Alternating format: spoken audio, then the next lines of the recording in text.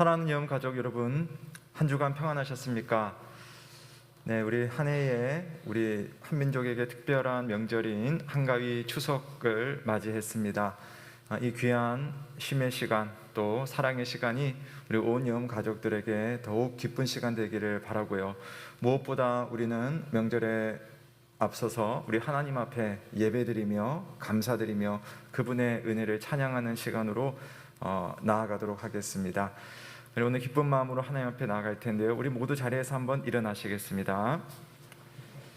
네, 한 주간 수고하고 우리 주님께로 나온 사랑하는 가족들이 옆에 계십니다. 옆에 계신 우리 성도들 가족들에게 인사하겠습니다. 한 주간 애쓰셨습니다. 은혜 많이 받으세요. 한번 인사하겠습니다. 한 주간 애쓰셨습니다. 은혜 많이 받으세요. 감사합니다. 우리를 이 자리로 불러주신 여호와 하나님의 이름을 감사드리며 주님 앞에 나아가도록 하겠습니다. 우리의 도움은 천지를 지으신 여호와의 이름에 있도다. 너희가 내 이름을 부르리니 내가 들을 것이며 나는 말하기를 이는 내 백성이라 할 것이요 너희는 말하기를 여호와는 내 하나님이시라 하리라. 아멘. 다 함께 영광 찬송 드리겠습니다. 고개 들어 주를 맞이해 찬양합니다.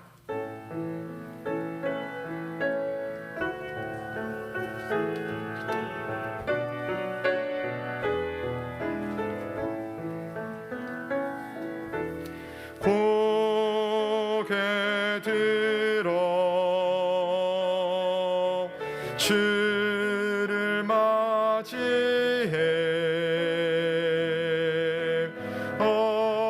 엎드려 경배하며 찬양.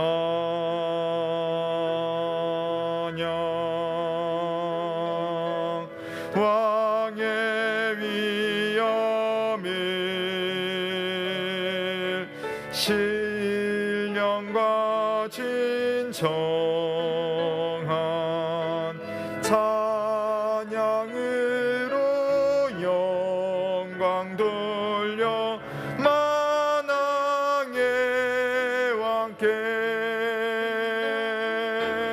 고개 들어 주를 맞이해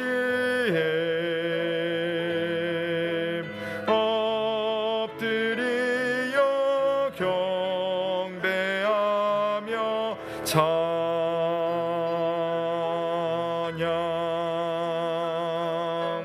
왕의 위엄을 신령과 진정한 찬양으로 영광 돌려 만왕의 왕께. 아멘. 모두 자리에 앉으시겠습니다.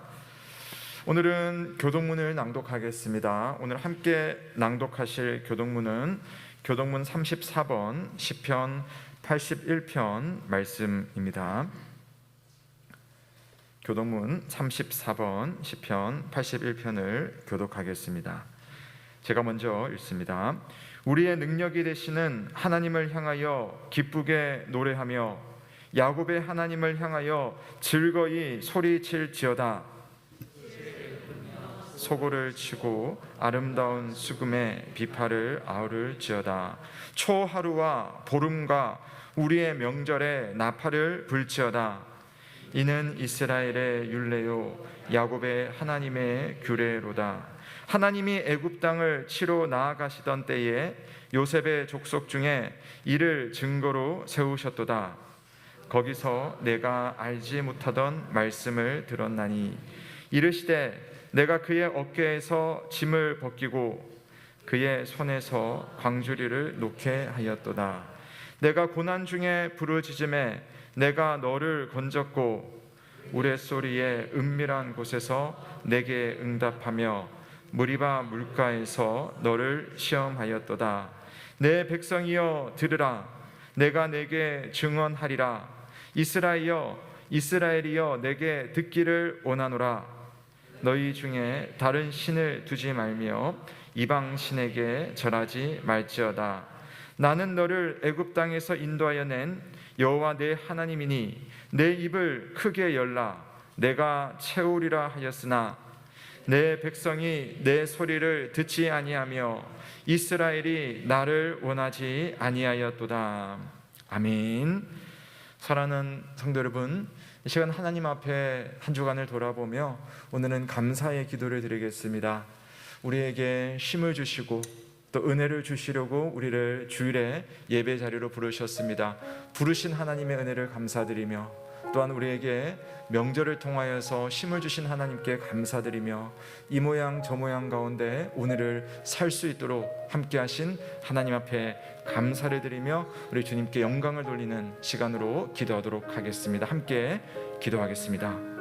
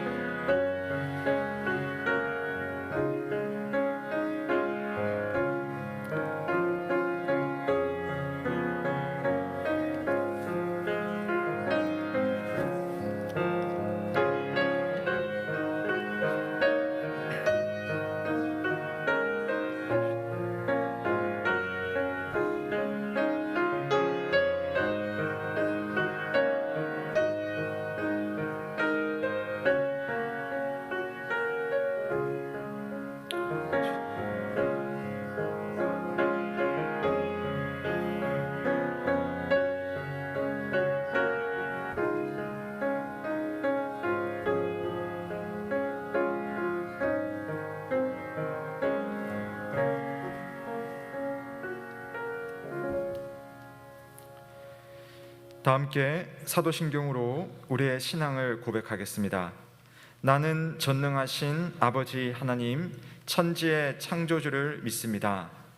나는 그의 유일하신 아들 우리 주 예수 그리스도를 믿습니다. 그는 성령으로 잉태되어 동정녀 마리아에게서 나시고 본디오 빌라도에게 고난을 받아 십자가에 못 박혀 죽으시고 장사된 지 사흘 만에 죽은 자 가운데서 다시 살아나셨으며 하늘에 오르시어 전능하신 아버지 하나님 우편에 앉아 계시다가 거기로부터 살아있는 자와 죽은 자를 심판하러 오십니다. 나는 성령을 믿으며 거룩한 공교회와 성도의 교제와 죄를 용서받는 것과 몸의 부활과 영생을 믿습니다. 아멘. 다 함께 감사 찬송 드리겠습니다. 찬송가 74장 오 만세 반석이신 주 우리 하나님 찬양 드리겠습니다.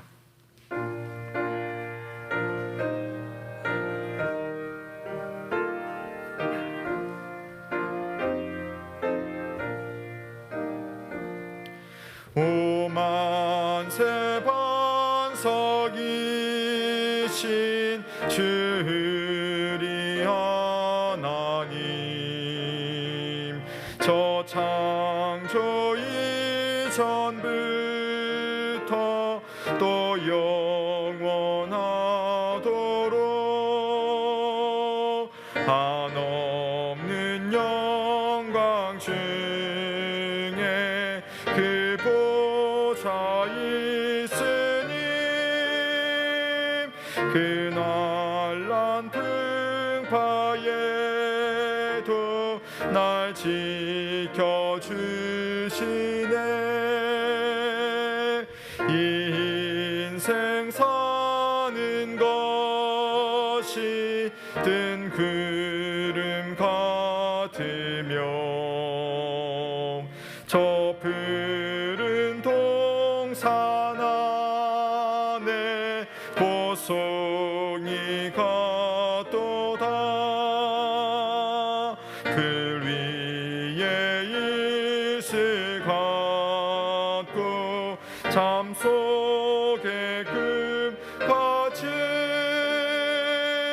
이 세상 모든 영광 곧 사라지도다. 한없는 사랑으로 늘 깨어 지키사 큰 자비 베푸시고 늘 인도하시니 내 평생 짧은 세월 빛나게 살도록 참 빛인 성령으로 날 채워주소서.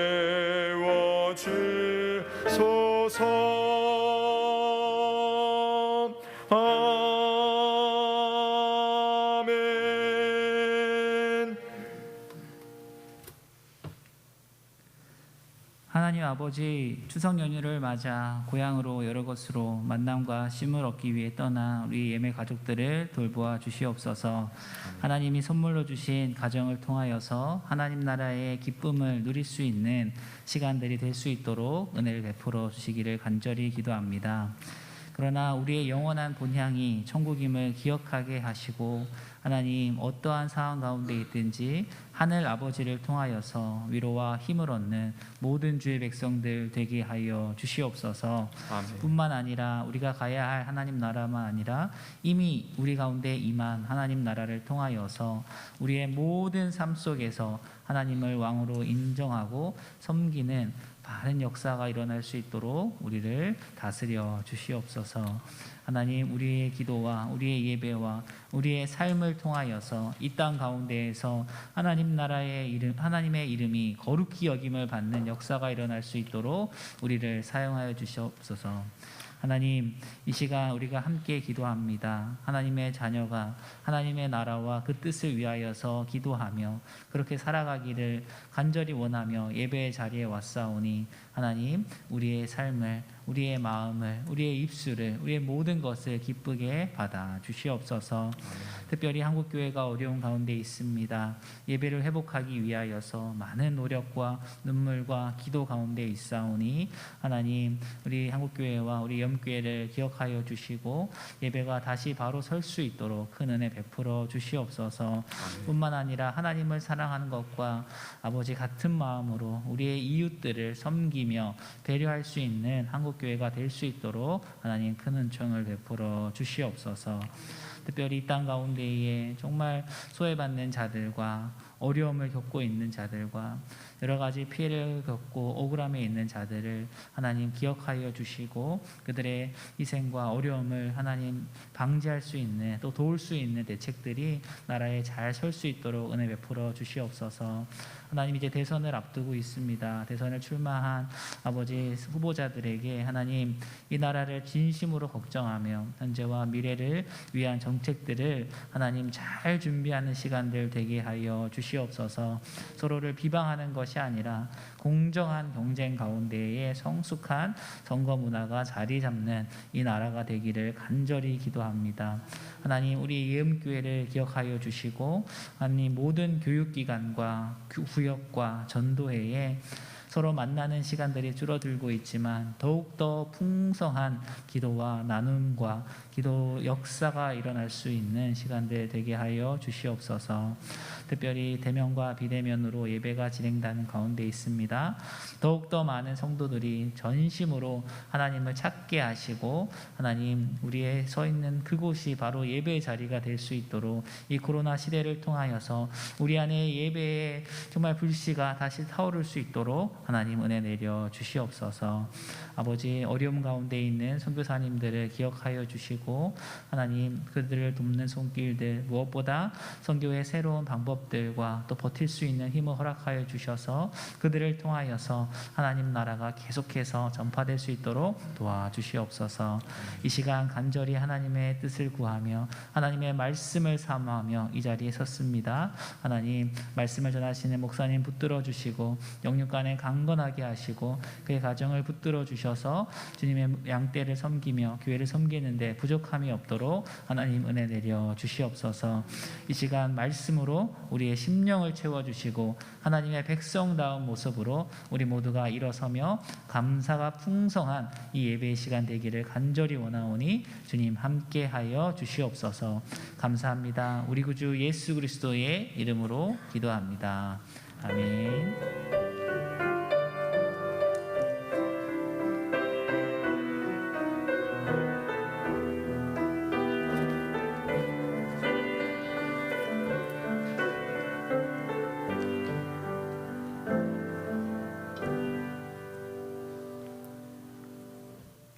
오늘 우리에게 주시는 하나님의 말씀은 여호수아 24장 14절에서 18절 말씀입니다. 여호수아 24장 14절에서 18절 말씀을 봉독하겠습니다.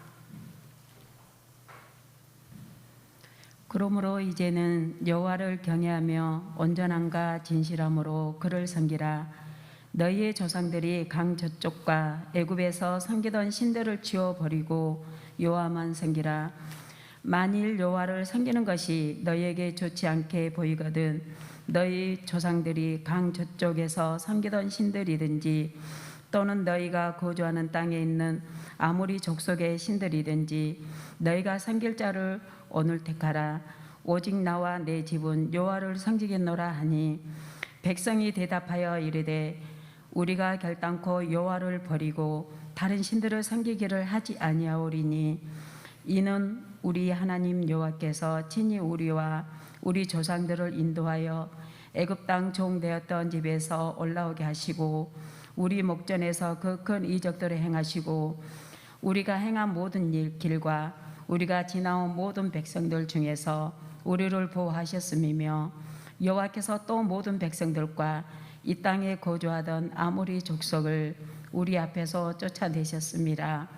그러므로 우리도 여호와를 섬기리니 그는 우리 하나님이심이니이다 하니라. 아멘. 이는 하나님의 말씀입니다. 하나님께 감사드립니다. 감사합니다. 이 시간에는 한종훈 집사님께서 담대하라라는 찬양으로 성삼위 하나님께 영광을 올려드리겠습니다. 반주는 강지연 선생님께서 수고해 주십니다.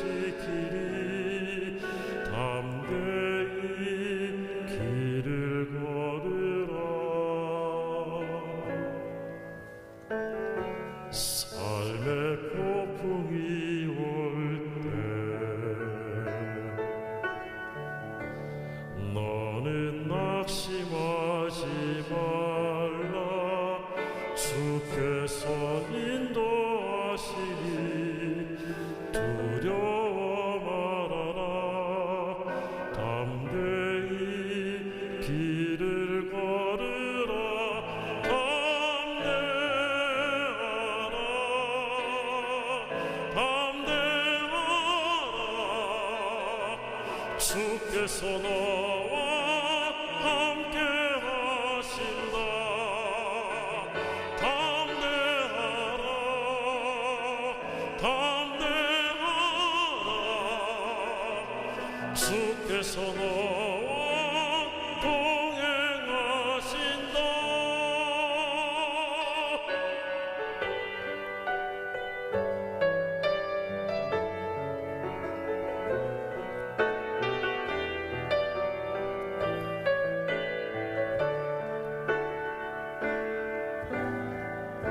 세상 친구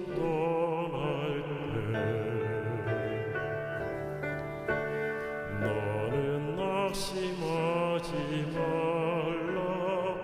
주께서 내 편 되셔서 늘 도와주시리. 담대히 길을 걸으라. 담대하라. 담대하라. 주께서 너와 동행하신다. 담대하라. 담대하라. 주께서 너와 함께 하신다. 내가 믿고 또 의지하는 내 모든 영역 아시는 주님, 늘 보호해 주실 것을 나는 확실히 아네. 담대하라. 담대하라. 주께서 너와 함께 하신다. 담대하라. 담대하라. 주께서 너와 동행하신다. 주께서 너와 동행하신다.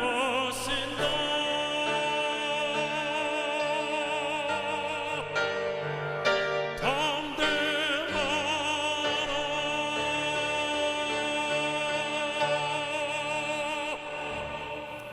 아멘.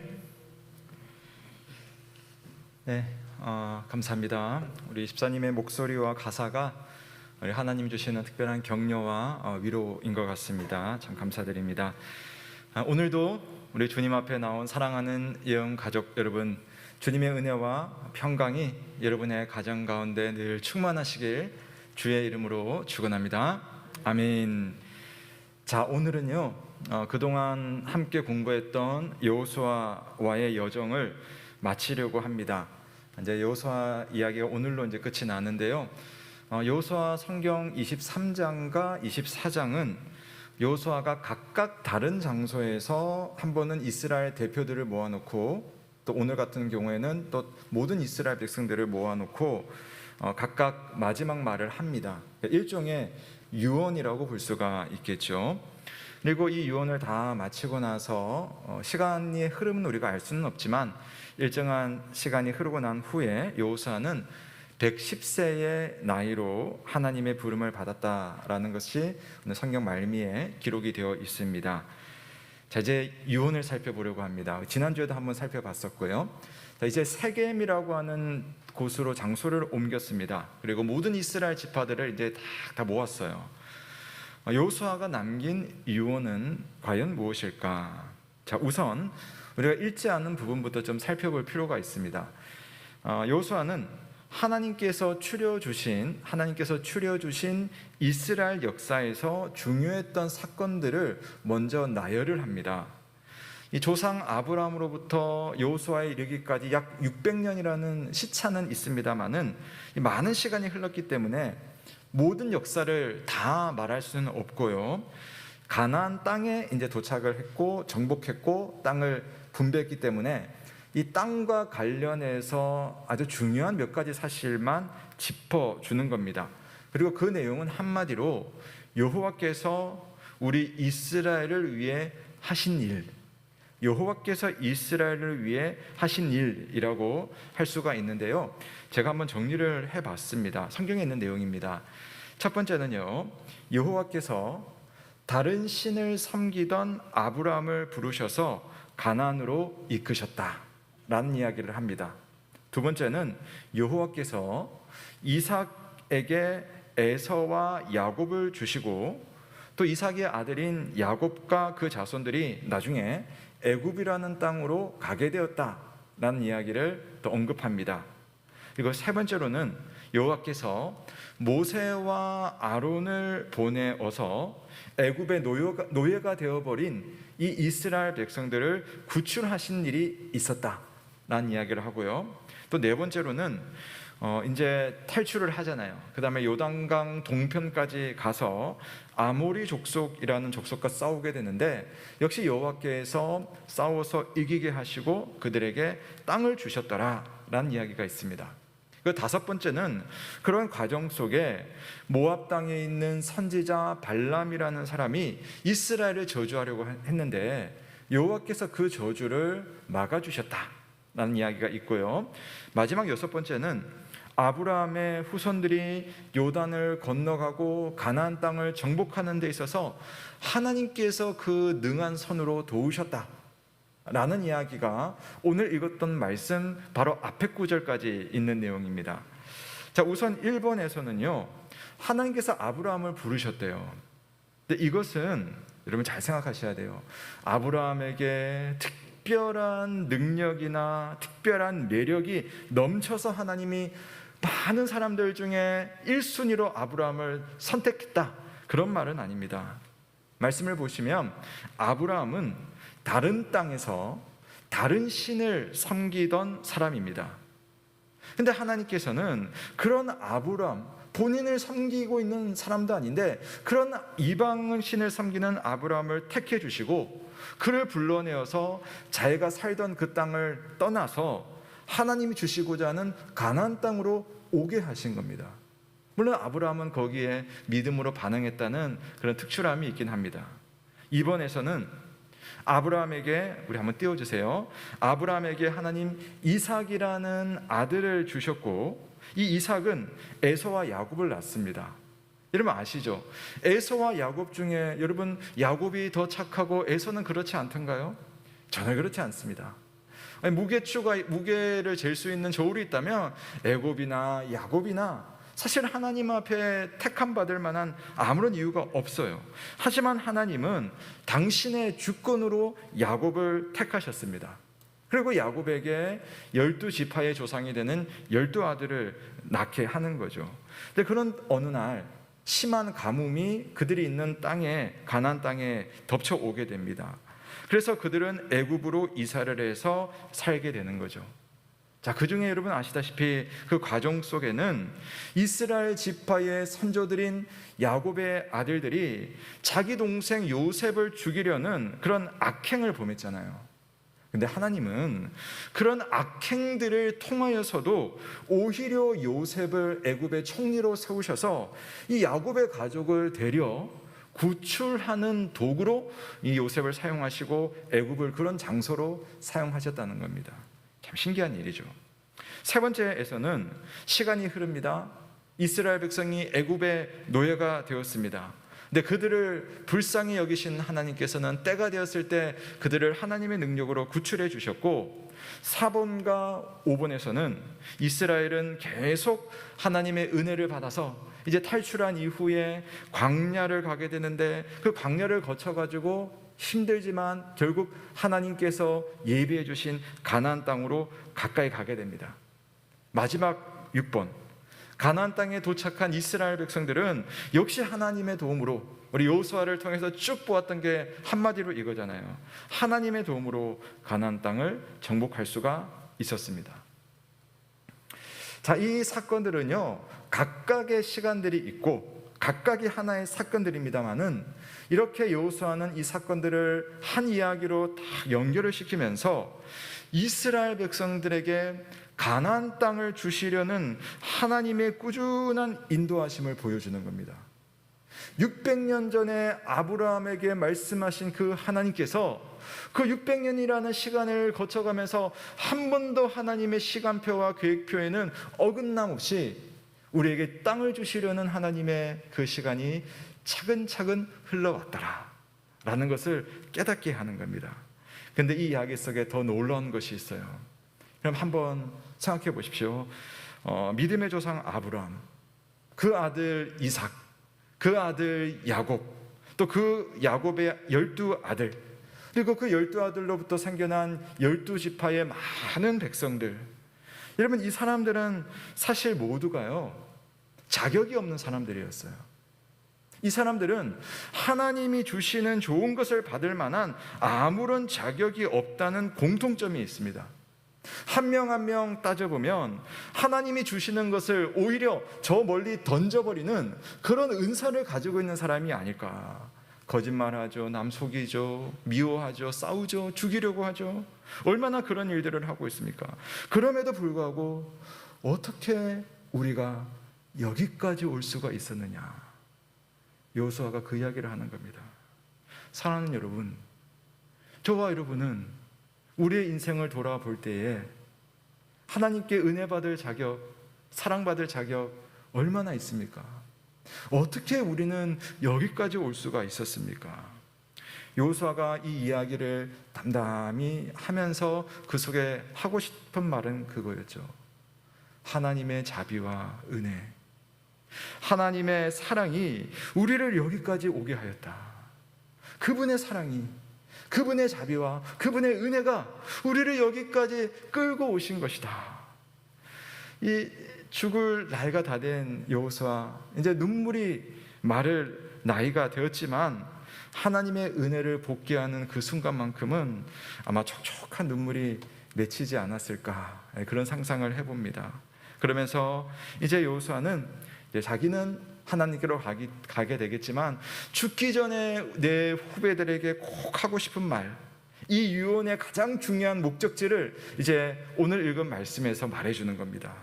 우리 14절 말씀 우리 한번 같이 읽어볼게요. 14절입니다. 시작. 그러므로 이제는 여호와를 경외하며 온전함과 진실함으로 그를 섬기라. 너희의 조상들이 강 저쪽과 애굽에서 섬기던 신들을 치워버리고 여호와만 섬기라. 아멘. 오랜 기간 동안 하나님의 사랑을 받은 민족으로서 우리가 여호와만 섬기는 것이 당연하지 않은가?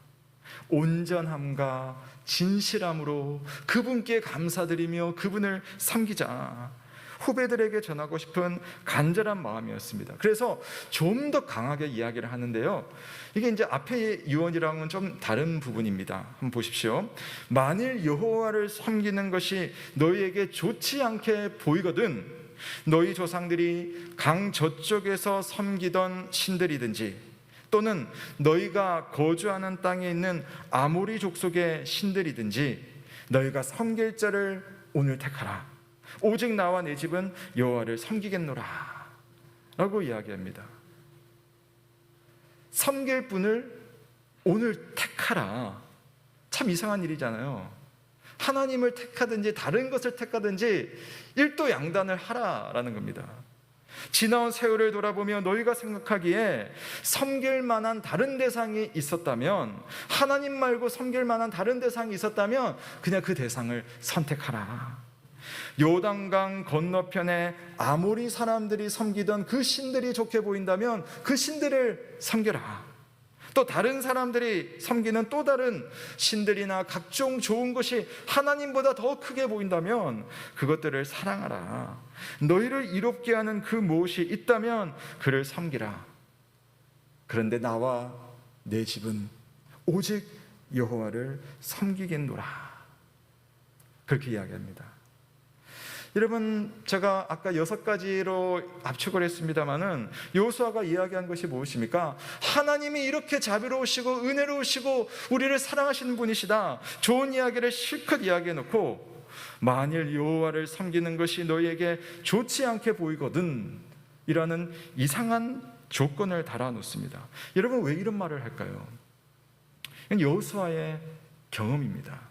그리고 우리도 알고 있는 사실입니다. 절박한 상황 속에 놓이면 우리는 다 하나님을 간절히 찾지요. 그런데 다시 평온을 찾으면 어떻게 됩니까? 그때 그 간절함, 그때 내가 내 병을 놓고 주님 앞에 간절히 메어 달렸던 그 간절함이 이제 서서히 잊혀지고 대신 다른 즐거움을 구하는 것이 사람의 마음입니다. 익숙해지면 무뎌진다고 하죠. 무뎌진 마음으로 보면 하나님의 주시는, 지금도 여전히 주시는 그 좋은 것이 좋아 보이지 않는 거예요. 그래서 다른 자극을 찾습니다. 다른 즐거움에 매어 달립니다. 다른 안정감이 나에게 필요해 하면서 거기에 눈과 마음이 쏠립니다. 하나님을 향한 마음이 시들해지는 것은요, 뭔가 대단한 커다란 계기가 있어서 일어나는 일은 아닌 것 같아요. 하나님이 만드신 이 세상 속에서 꽤 유용하고 꽤 좋은 것을 우리가 자꾸만 만나다 보면요, 그것을 존재하게 하신 우리 하나님보다 그것 자체가 훨씬 좋아 보이는 겁니다. 그것이 있도록 이 세상을 주신 하나님보다 이 세상의 매력적인 것이 더 크게 느껴지는 것이 인지상정입니다. 그 매력이 주는 즐거움을 내 인생의 우선순위로 삼기 시작하면 그때부터 일종의 우상숭배가 일어나는 겁니다. 우리가 특별히 다른 신을 찾아 헤매거나 다른 종교로 가서가 아니라 하나님이 주신 좋은 것을 보면서도 그 좋은 것을 하나님보다 크게 느끼고 있다면, 하나님을 찾기보다 그것을 찾는 데에 혈안이 되어 있다면 그것이 바로 또 다른 우상숭배라는 말씀이죠. 너희가 섬길 자를 오늘 택하라. 오늘 택하라. 우리는 매일 선택의 기로에 서 있습니다. 사랑하는 여러분, 여러분은 매일을 살아갈 때에 여호와처럼, 아니 하나님처럼, 아니 하나님보다 더 좋아 보이는 그런 세상의 매력 속에 무엇을 선택하기를 기뻐하고 계십니까? 오늘 여호수아는 그래서 이스라엘 백성들의 마음에 강한 충격 요법을 주고 있습니다.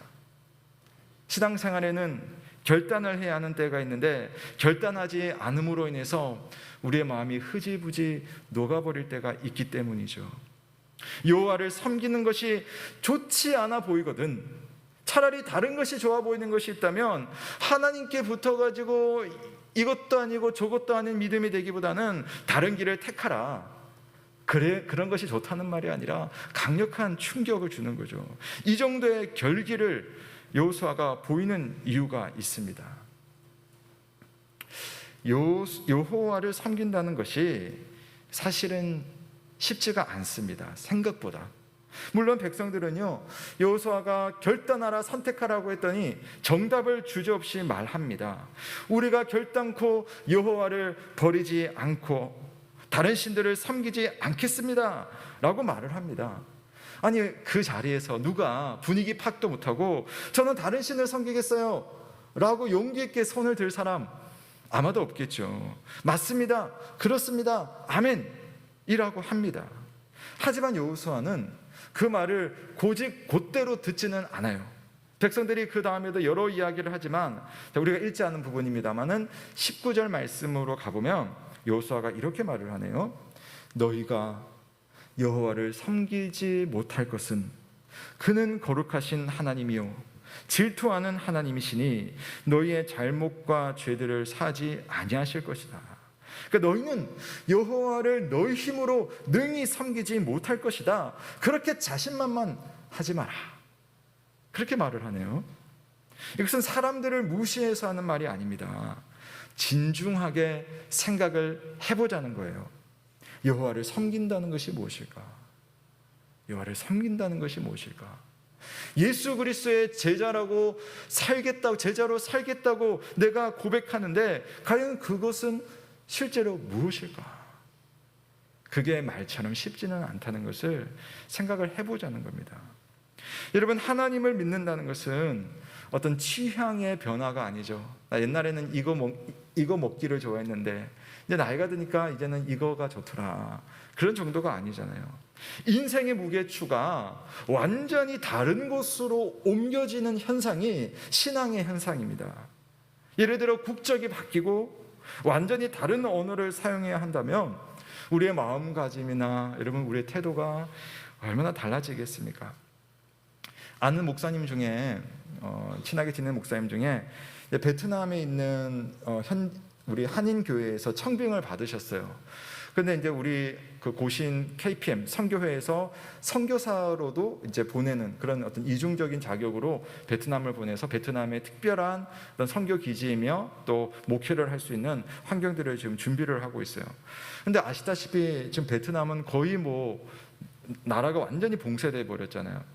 그러니까 지금 그 나라로 가야 되는 시간은 꽤나 오랜 시간이 지났는데 가지를 못하고 한국에 있는 겁니다.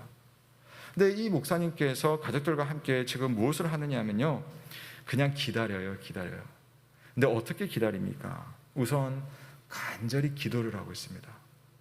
늘 베트남을 바라보면서 생각하면서 뉴스에 집중하면서 베트남과 본인이 섬길 한 번도 본 적 없는 성도들, 한 번도 가본 적 없는 그 베트남이라는 지역, 한 번도 알지 못하는 그런 사람들에 대해서 간절히 기도하고 또 가족과 자신을 위해서 기도를 하는 겁니다. 그러면서 한 번도 들어본 적도 없고 말해본 적도 없는 언어인 베트남어를 준비를 하고 있대요. 그리고 이제 다시 언제가 될지는 모르겠지만 가려고 하니까 건강에 그렇게 썩 좋지 않은 자신을 발견합니다. 먼저 몸이 좀 불어있더랍니다. 그래서 이제 마음의 작정을 하고 매일 1시간씩 하루도 빠지지 않고 달리기를 하는 거예요. 그래서 몸무게를 제가 보니까 놀랄 정도로 몸무게를 확 빼버리는 거예요. 뭐 한 달도 안 된 새에. 언제 열릴지 모를 그 하늘길을 생각하며 지금 이곳에서의 삶의 방식을 완전히 바꾸어 놓은 겁니다. 신앙으로 가볼까요? 신앙이란 인생의 계획과 시간표가 하나님의 그것에 완전히 맞추어져서 새롭게 배열되길 요구합니다. 우리가 정말 여호와를 섬긴다는 것은 그분의 뜻과 그분의 계획이 아직은 한참 아래일지라도 거기에 맞춰가는 그런 과정들이 우리 속에 일어나는 거죠. 전 여호와를 섬길 거예요. 그냥 말로 되는 일이 아니라는 것을 생각해보자. 여호수아가 이 백성들에게 간절히 요구하고 있습니다. 경상남도 함안군 칠서라는 곳에 저희 외할아버지께서 사셨는데요. 저희 외할아버지께서는 뭐 학식도 조금 있으셨고 인품도 좋으셨고 또 이웃 동네까지 좀 인기가 꽤 좋으신 어른이셨습니다. 동네 사람들 중에 어려운 이웃을 보면 그냥 지나치는 법이 없으셨고 또 농사가 한가한 날에는 이웃들과 함께 막걸리 먹으면서 호탕하게 웃으시는 그런 모습이 제가 어릴 적 기억 속에 있습니다. 웃을 때마다 생기는 눈가의 주름이 영화배우 안성기 씨랑 참 비슷했어요. 세상 부러울 것 없이 그렇게 지내셨던 분이라 동네 언덕에 서 있는 작은 시골 교회에는 뭐 평생을 바로 집 앞에 있어도 평생을 관심을 두지 않고 그냥 재미있게 살아오셨어요.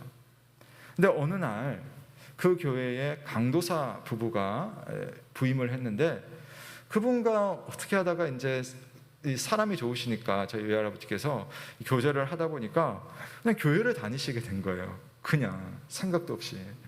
다니시다가 보니까 은혜를 받으시고 외할머니와 함께 어느 순간 예수님을 영접해 버린 거예요. 그때부터 우리 할아버지에게는 그 허름한 시골 칠서 교회가 가장 아름다운 천국으로 보이셨대요. 그때부터 그렇게 가난한 강도사 부부, 동네 사람들은 별로 그렇게 관심도 두지 않는 그 가난한 강도사 부부는 하나님의 말씀을 전해주는 정말 그 동네에서 가장 높은 분이 되신 거예요. 그때는 그렇게 생각도 안 했었는데 정말 행복해 하셨습니다. 저도 고2 때 그 교회를 다녔거든요. 거기서 세례를 받았습니다. 할아버지께서 어느 날 저를 보고 부럽다고 하시면서 이런 말씀을 하신 적이 있어요. 내가 더 젊었을 때에 주님을 알았더라면 더 많이 주님을 섬기고 더 기쁘게 살았을 텐데 하시면서 종용아, 늘 하나님께 감사하며 주님을 위해서 살아라 하셨던 그 말씀이 생각이 납니다. 할머니 말씀을 들어보면 할아버지께서는 예수님을 영접하신 순간부터 평생 좋아하던 그 시골 분들이 가졌던 모든 그런 세상의 습관을 한 번에 다 끊어버리셨대요.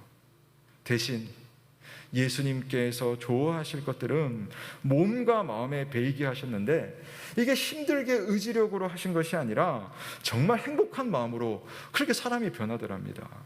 물론 사람이 좋은 분이지만 그러나 그 좋은 것을 어디에 쓰느냐는 달라지는 거죠. 하나님의 말씀이 삶의 척도가 되었습니다. 저는 그것이 성령의 역사라고 생각을 하는데 이것과 이것 중에 진짜 좋은 것이 무엇인가를 그냥 구분할 수 있는 그런 영적인 능력이 생긴 겁니다. 그러니까 제가 곁에서 지켜본 모습도 그랬습니다.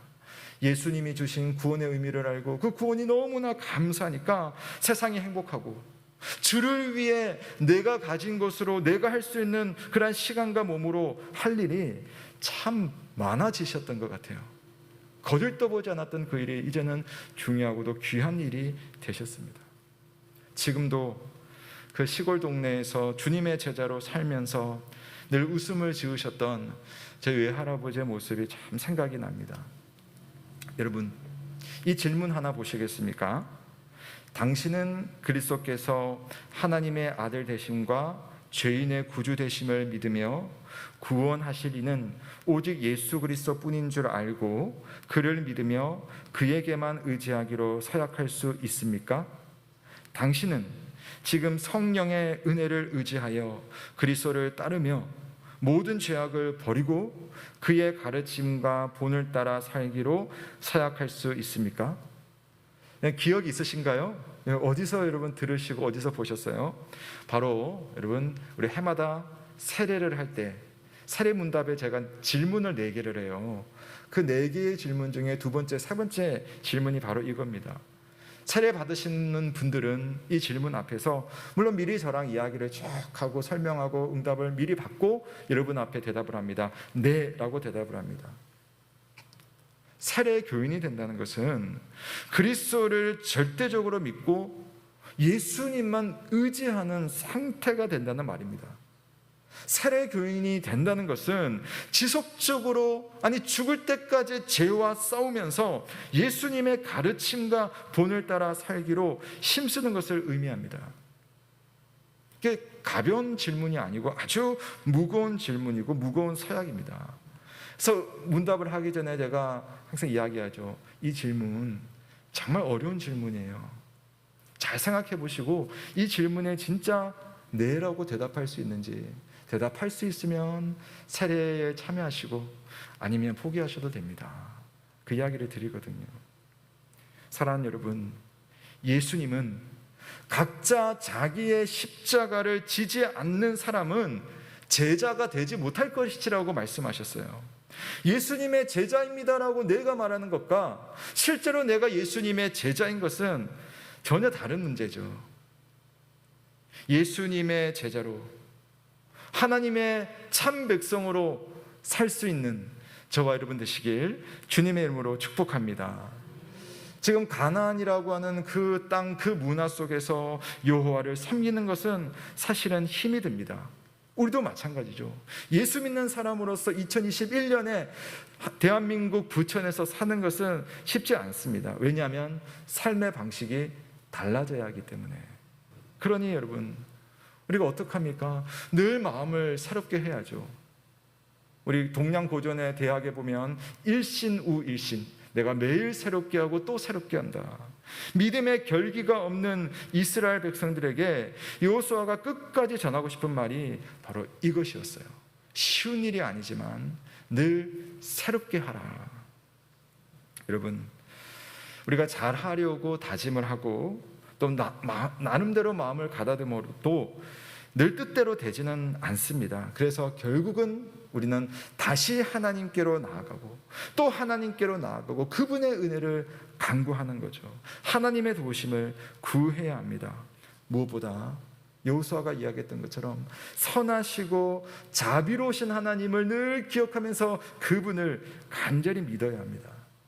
오늘 여호수아는 백성들에게 이제 본인은 이제 하나님께로 갈 테니까 남아있는 후배들에게 결단을 강요하는 것처럼 보이지만, 자, 이제 제가 마지막으로 이 강요의 이면에는, 이 믿음의 원리에는 또 다른 은혜가 숨어 있어요.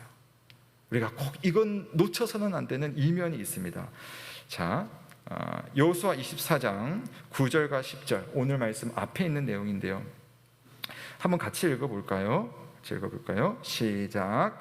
또한 모압 왕 십볼의 아들 발락이 일어나 이스라엘과 싸우더니 사람을 보내어 부올의 아들 발람을 불러다가 너희를 저주하게 하려 하였으나 내가 발람을 위해 듣기를 원하지 아니하였으므로 그가 오히려 너희를 축복하였고 나는 너희를 그의 손에서 건져내었으며. 아멘. 자, 이것은 가나안 땅, 지금 있는 가나안 땅에 들어가기 전의 이야기입니다. 모압이라는 곳을 다스리는 왕이 발람이라는 이방 선지자를 불러왔어요. 왜 불러왔겠느냐?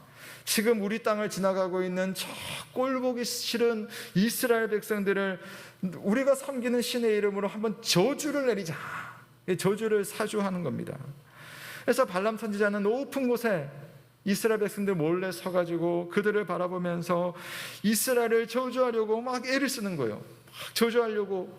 그런데 입이 옴짝달싹 안 하는 겁니다. 입이 떨어지지를 않아요. 저주를 아무리 하려고 해도 저주를 할 수가 없습니다. 오히려 그 입술에서요, 여호와 하나님을 찬양하고, 하나님 섬기는 선지자가 아닌데 하나님을 찬양하고 이스라엘 백성을 축복하는 말이 막 쏟아져 나오는 겁니다. 어떻게 그런 일이 일어나는가?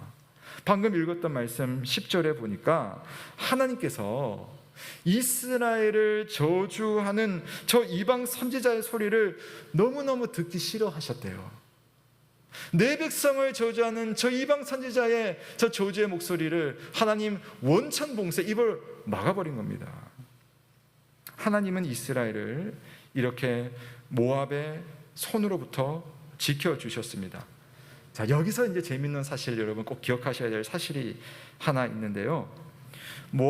모압의 왕과 이 선지자가 짝짝꿍이 되어가지고 이스라엘 백성들을 이렇게 저주하려는 이 음모, 이 영적인 공격이 벌어지고 있을 때 그 저주의 대상이었던 이스라엘은 이 사실을 알았을까요? 몰랐을까요? 그들은 전혀 몰랐어요. 저들이 저 높은 산 꼭대기에서 우리를 바라보면서 다른 신의 이름으로 우리를 저주하려고 하고 있는, 우리를 괴롭히려는 그 사실을 이스라엘 백성들은 몰랐습니다. 또 그들에게는 실제로 별다른 일이 일어나지 않았어요. 왜냐?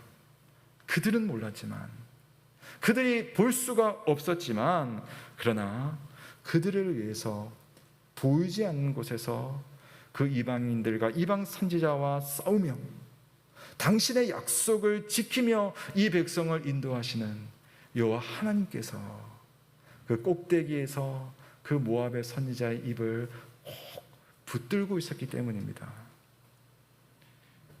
이스라엘 백성이 한치 앞을 알 수 없는 세상에서 오늘을 살고 또 내일을 맞이할 수 있는 이유는 그들보다 이미 앞서서 일하고 계시는 여호와 하나님이 계시기 때문입니다.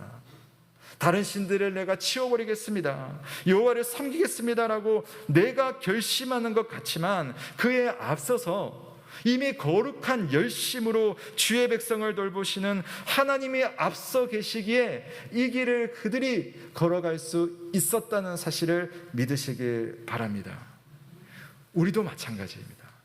사랑하는 여러분, 우리가 우리의 죄 문제를 인식하지 못할 때, 우리가 하나님께 용서받아야 되는 죄인이라는 사실을 알지도 못할 때에 성부 하나님께서는 우리의 용서와 우리의 구원을 작정하셨고, 또 성자 예수님께서는 그런 아버지의 뜻에 맞추어서 자신을 십자가에 주심으로 우리가 알지 못했던 그 죄 용서와 그 구원을 우리에게 이루어 주신 겁니다. 주님께서 그런 말씀을 하셨죠. 너희가 나를 택한 것이 아니오, 내가 너희를 택하여 세웠나니 이는 너희로 가서 열매를 맺게 하고 또 너희의 열매가 항상 있게 하여 내 이름으로 아버지께 무엇을 구하든지 다 받게 하려 함이라. 주님께서 먼저 우리에게 좋은 것을 주셨기 때문에 우리는 좋은 것을 구할 수 있고 좋은 것을 받을 수가 있는 겁니다.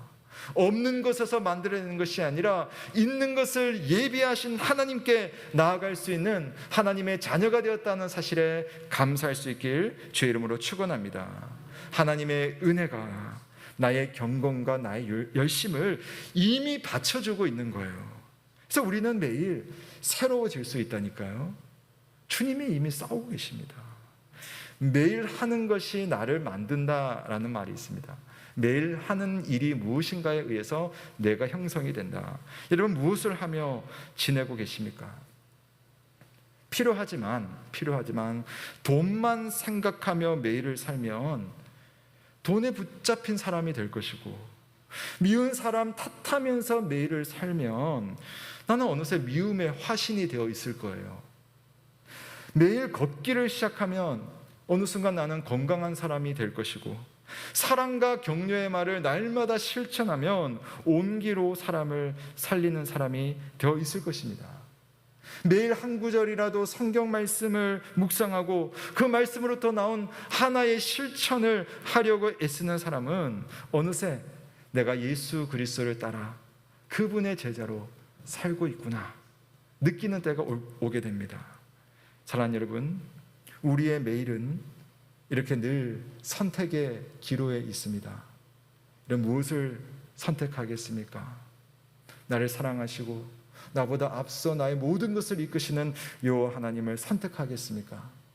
아니면 그분이 만들어주신 세상에서 그 세상의 자그마한 것을 보고 즐거워하고 거기에 빠져서 그것을 선택하느라 여러분 하나님을 잊어버리시겠습니까? 우리의 선택이 주님께 가까워질 수 있도록 여러분의 매일이 날마다 새로워질 수 있기를 주님의 이름으로 축원합니다. 아멘. 우리 다 함께 주신 말씀을 생각하며 찬송가 455장 주님의 마음을 본받는 자, 우리 봉헌 찬송하시고 함께 기도의 시간 갖겠습니다. 주님의 마음을 본받는 자 455장입니다.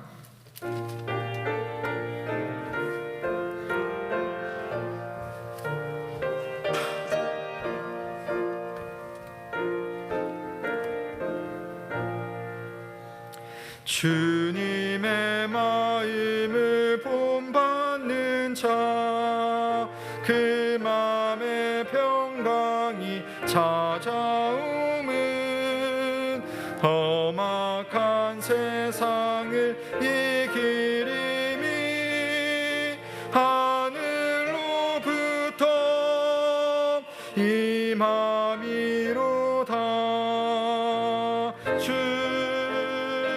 주님의 마음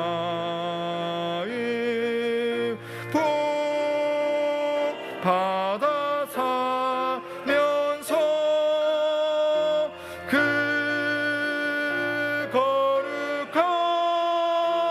거룩하심 나도 이루리. 주 모습 내 눈에 안 보이며 그 음성 내 귀에 안 들려도 내 영혼 날마다 주를 만나 신령한 말씀 늘 배우도다. 주님의 마음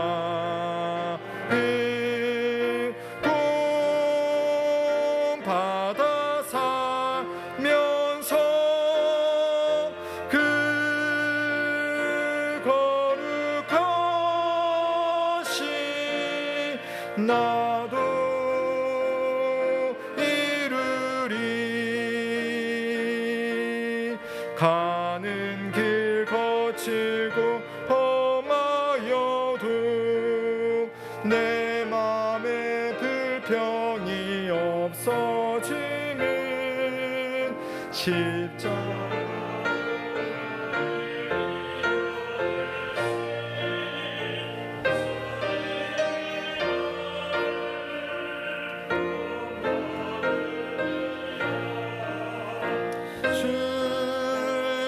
주님의 마음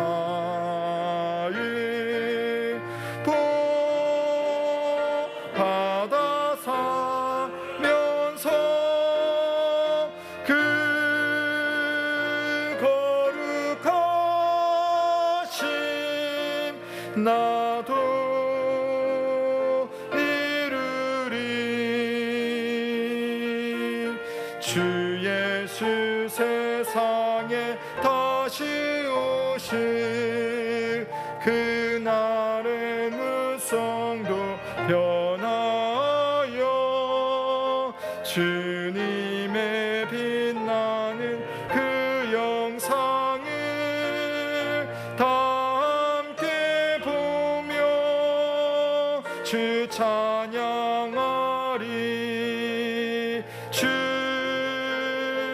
주님의 마음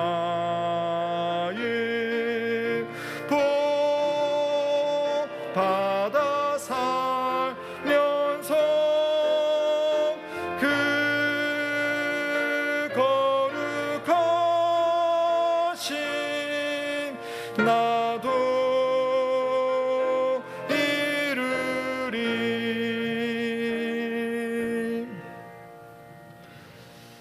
매일 새롭게 하소서.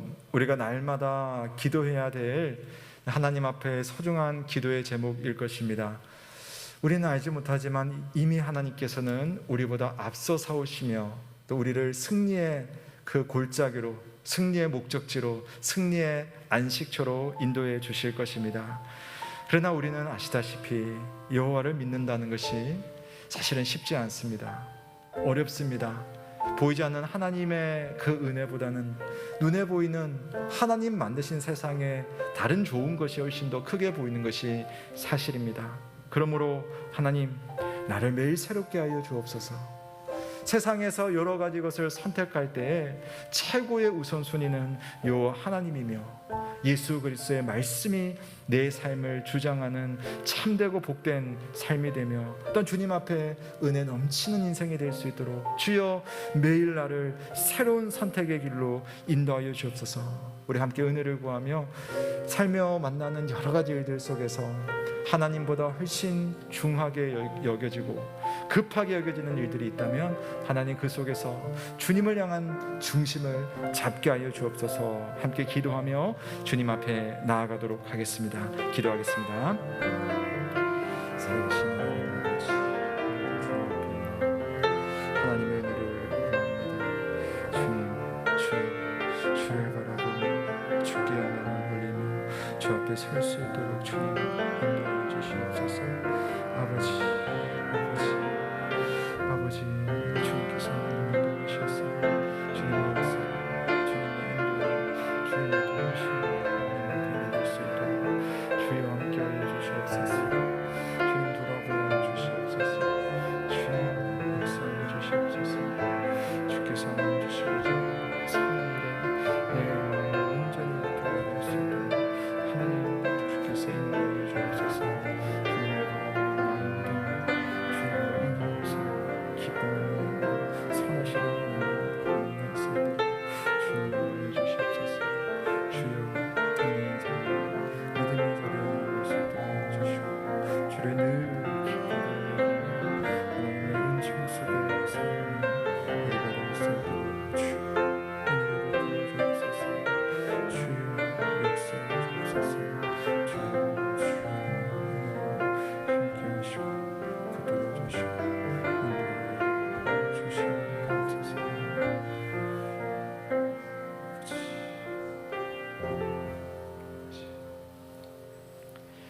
자비로우신 하나님 아버지, 여호와를 끝까지 섬기며 주께서 예배해 주신 참 좋은 것을 영원토록 누리는 믿음의 삶이 되길 주여 우리가 간절히 바라고 소원합니다. 그러나 주님, 세상 속에 만나는 많은 사람들과 이야기를 하다 보면 또 당장 내 삶의 불편함과 또 비교되는 다른 사람들의 모습을 보다 보면 하나님보다 세상 속에 있는 다른 것이 내 마음속에 어느새 신이 되어 있음을 또한 발견하게 됩니다. 그러므로 하나님, 영원한 것을 위해서 오늘 영원하지 못한 것을 믿음으로 결단하며 하나님 주시는 은혜 안에 감사하며 또 만족하며 최선을 다하되 주님 앞에 선한 모습으로, 믿음의 모습으로, 또한 넉넉한 모습으로 살아갈 수 있는 우리 영 가족들 다 될 수 있도록 주께서 인도하여 주옵소서. 매일매일이 하나님 앞에서 새로운 심령이 되게 하시고 매일매일이 하나님 앞에서 믿음의 선택을, 믿음의 결단을 할 수 있는 우리가 될 수 있도록 우리 성도들의 모든 삶의 여정마다 이미 함께 하시는 여호와 하나님을 만날 수 있는 우리 모든 영 가족 되도록 은혜를 베풀어 주옵소서. 주여, 한가히 이 좋은 명절에 가족들과 만남이 있는 가족들도 있을 것이고, 또 이번에는 또 만나지 않고 각자의 자리에서 기도하며 은혜를 구하는 이들도 있습니다. 모두의 선택과 또 모두의 만남과 또 모두의 기다림 속에 하나님께서 특별한 은혜와 돌보심이 있게 하시고 우리 모든 성도들의 삶마다, 가정마다 예비하신 하나님의 은혜와 격려와 위로가 있는 그런 명절 되게 하여 주옵소서. 좋은 힘을 가지고 다시 일상으로 돌아올 수 있도록 붙들어 주시고, 특별히 오고 가는 먼 길 위에 하나님께서 그 발걸음을, 그 운전대를, 그 모든 상황들을 붙들어 주시고 건강을 지켜 주시옵소서. 주께 모든 것 감사를 드리며 예수 그리스도의 이름으로 기도드립니다. 아멘. 감사합니다. 교회 소식 전해드리겠습니다. 네, 행복한 추석 명절 연휴가 시작이 되었는데요. 이 추석 명절에 하나님의 은혜와 또 감사가 충만한 시간 되셨으면 좋겠습니다. 가정 예배 순서지가 필요한 분들은요, 홈페이지에서 다운을 받으시거나 또 우리 교회에 비치되어 있으시니까요, 마음껏 가져가시면 되겠습니다. 이번 추석 연휴 기간 동안 우리 주중 기도회를 안내해 드리겠습니다. 새벽 기도회 월화수 연휴 기간 동안에는요, 우리가 모이지 않고 영상으로 여러분 송출하겠습니다. 영상을 통해서 함께 기도해 주시면 되겠고요. 그다음 추석 연휴 마지막 날 수요 기도회는 쉬도록 하겠습니다. 우리 가족들과 함께 가정 예배를 드리시고 또 좋은 안식과 또 나눔하시면 감사하겠습니다. 우리 교회 직원 교육이 계속 이루어지고 있습니다. 오늘 오후는 4시 30분에 우리 교회당에서 교육이 있습니다. 많은 기도를 부탁드리겠습니다. 나머지 내용은요, 주보를 참조하시고요. 온라인으로 헌금하시기 원하시는 분들은 역시 우리 하던 대로 그렇게 하시면 되겠습니다. 네, 우리 모두 자리에서 한번 일어나시겠습니다. 네. 자, 이제 다시 돌아가서 일상으로 돌아가기 전에 우리 추석 명절 잘 쉬고 또 건강한 모습으로 또 다음 주에 다시 만날 텐데요. 옆에 계신 분들에게 우리 추석 인사를 한번 하면 좋겠습니다. 명절 잘 보내시고 행복하세요. 우리 한번 인사하겠습니다. 명절 잘 보내시고 행복하세요. 네, 감사합니다. 건강한 모습으로 다음 주에 다시 뵙도록 하겠습니다. 우리 다 함께 마침 찬송 성도의 노래 찬양하시고 강복 선언으로 예배를 마치겠습니다.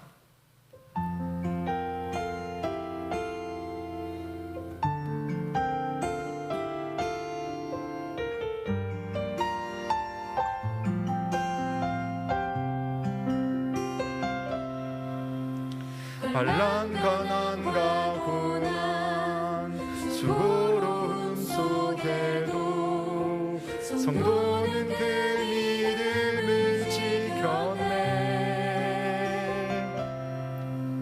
주를 섬기는 일에 자신을 다드리며 진리의 말씀과 성령으로 그 길을 걸었네. 같이 해볼까요? 다시 한번. 환난과 난과 고난 수고로움 속에도 성도는 그 믿음을 지켰네.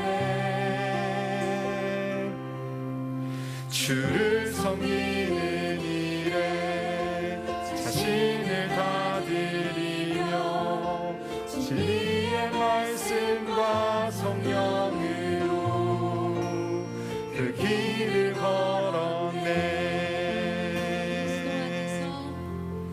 그리스도 안에서 새롭게 하시고 그리스도로 인하여 자유케 되었네. 우리는 유명하나 유명한 자요, 주의 위기 속에도 참 생명 가졌고 근심 하나 기뻐하며 가난하나 다른 이들을 부욕해 하는 자로 함.